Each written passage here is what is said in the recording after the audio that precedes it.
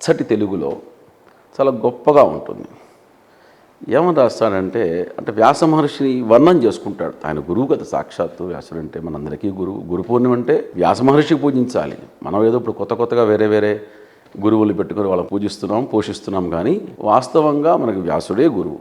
ఈ రోజున యత్యాశ్రమం అంటే ఆశ్రమ స్వీకారం చేసిన సన్యాసి ఎవరైనా గురు పూర్ణిమ నాడు వ్యాసుడికే పూజ చేస్తారు. వాళ్ళ గురు పరంపరలో మొట్టమొదట వ్యాసుడే ఉంటాడు. నారాయణం మొట్టమొదటి గురువు నారాయణుడు, తర్వాత బ్రహ్మగారు పద్మభవం, వశిష్ఠం, శక్తి మహర్షి, తత్పుత్ర పరాశరంచ, వ్యాసం, శుకం, గౌడపదం మహాంతం. అంటే పరంపరగా పితాపుత్ర గురు శిష్య పరంపర ఉండే. తండ్రే కొడుకు చెప్పేవాడు.